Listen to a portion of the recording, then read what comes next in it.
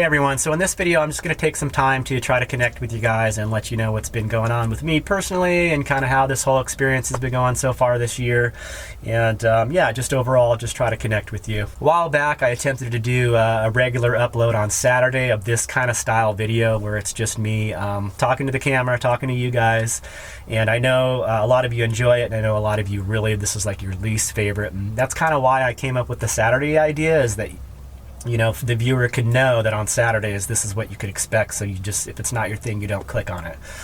So I'm going to try to title this in a way so you know what you're getting and you're not disappointed that you have to listen to me talk for 10 minutes. But like I said, a lot of you really, I feel like it's the only way to really address a lot of your questions and just let you overall know what's going on. So I'm going to jump right into it. Some of the first stuff I wanted to address was just my consistency with uploading on YouTube.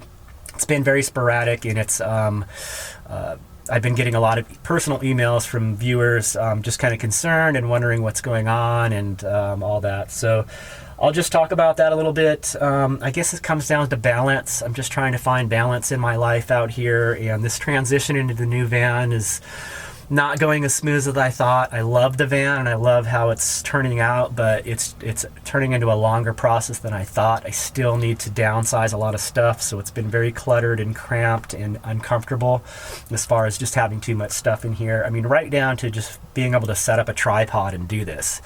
So I'm just still refining all that.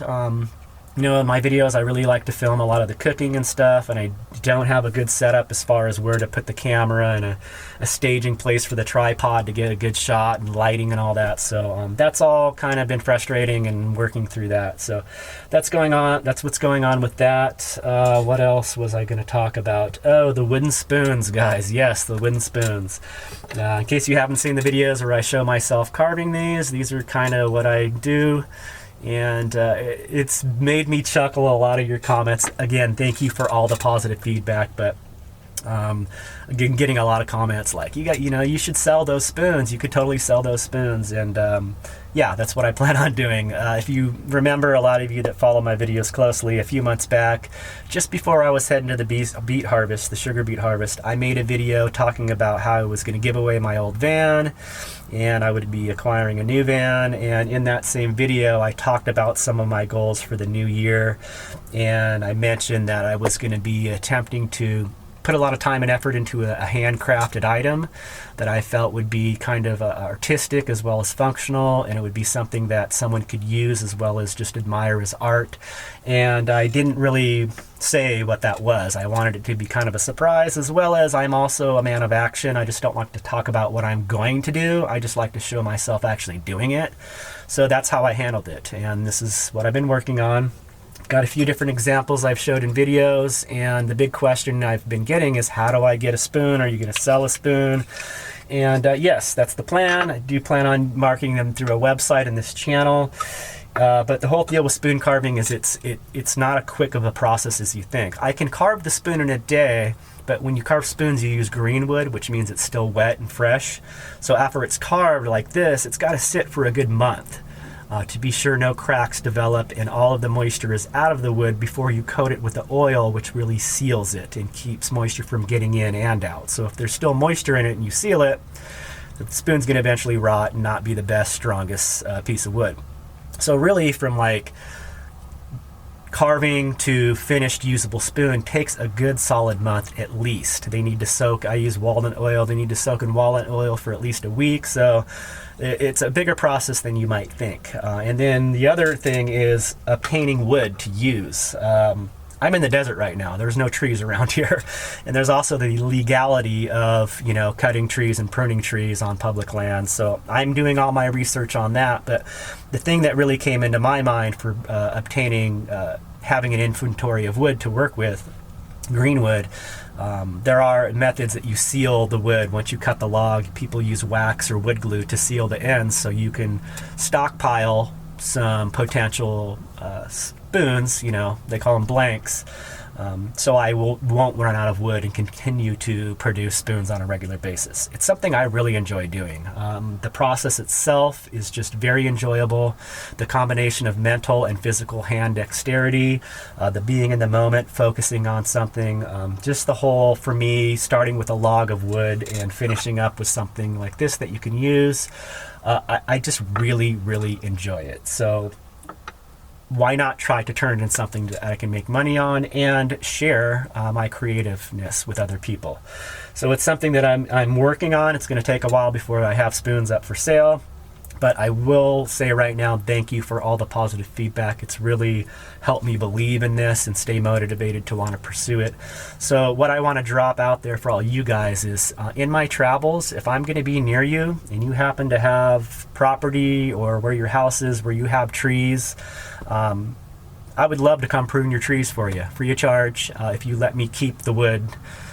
To obtain the fresh green wood for these spoons, you only need a log so big, so you don't have to cut down a whole tree. You can just remove a branch strategically so it benefits the tree in a pruning aspect, as well as providing me with wood to carve a spoon. So again, if any of you out there have property or trees, I would be glad to stop by. We could meet and I could prune your trees for you. And if you leave the wood for me, I think it would be a mutually beneficial deal. And that way we'd have a little bit of history of where the wood came from. And obviously, if you donated wood, I would donate a spoon to you in time. So that's the direction I'm thinking of going with it. The biggest challenge, like I said, is to be able to have an inventory of wood to work with on the road.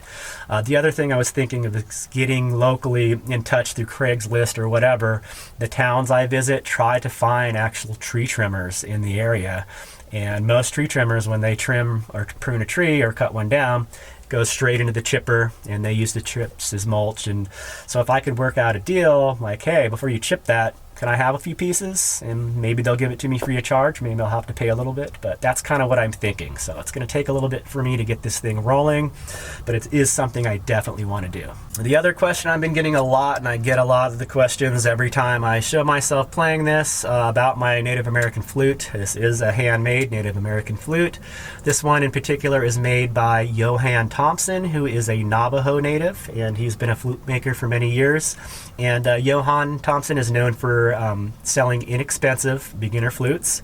I think I paid about $35, $40 for this. Very easy to play. This is in the key of A minor, and he does have a little variety of flutes he makes.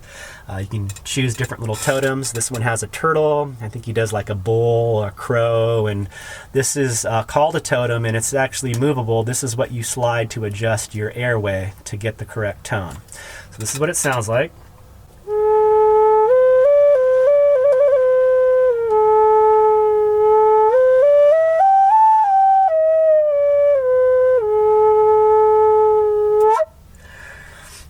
So that's the flute, and I will say that yes, it is me playing this exact flute for my intro and outro music usually, and every now and then I'll pepper in me playing this in some of my videos and mix it with the footage around where I'm camped.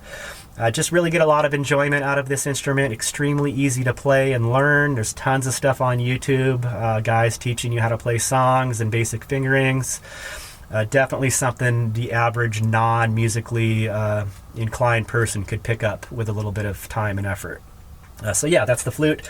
I'll leave a link for, I think it's Laughing Crow as a website where Johan does sell his flutes. I believe he sells on YouTube as well.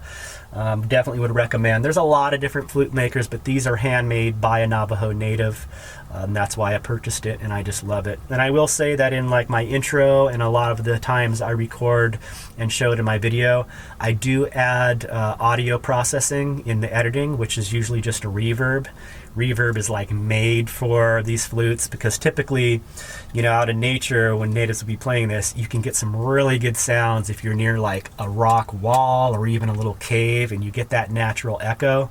So that's what I try to simulate by adding a reverb effect when I record it. So in case you were wondering, they don't naturally sound as deep and echoey as they sound in my videos. So what I'll do right now is I'll play a quick line of notes without processing, and then I'll do it with the processing so you can hear the difference.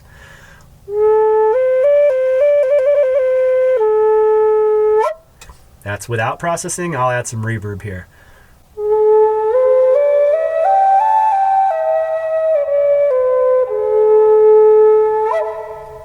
So you can see how much better it makes it sound. Okay, I really don't want this video to go on too long. That was just really, I wanted to touch on a few main points there.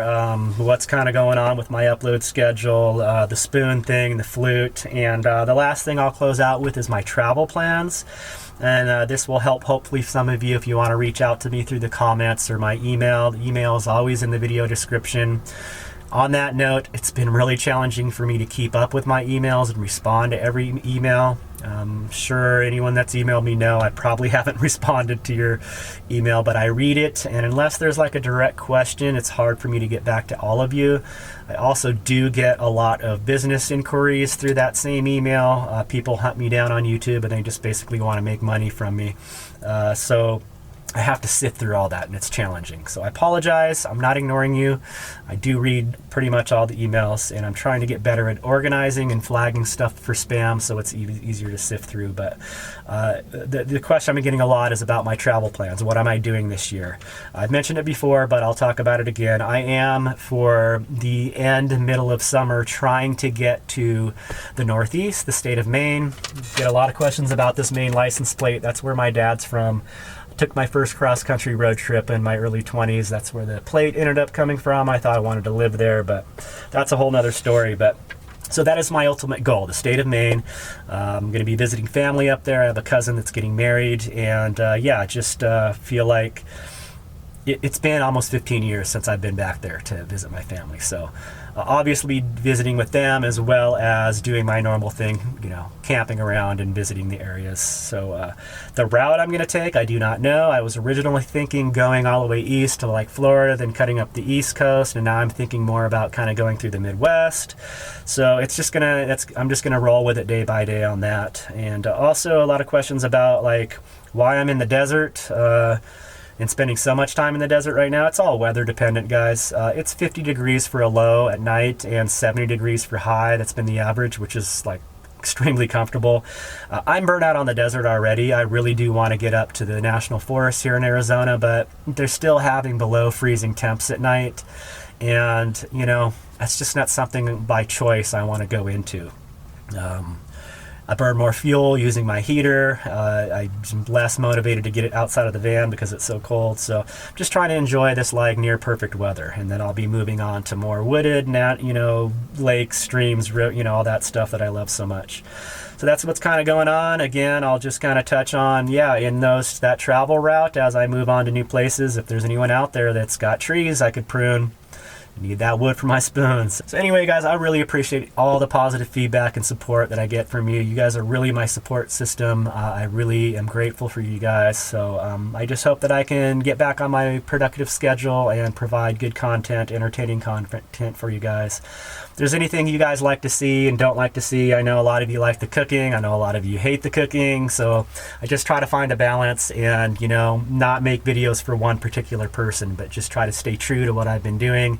And that's show myself trying to pursue peace and happiness, living a very simple and minimalistic life. So that's what it's going to continue to be. Thanks again for watching, and we'll see you very soon in the next video. Take care, guys. Peace.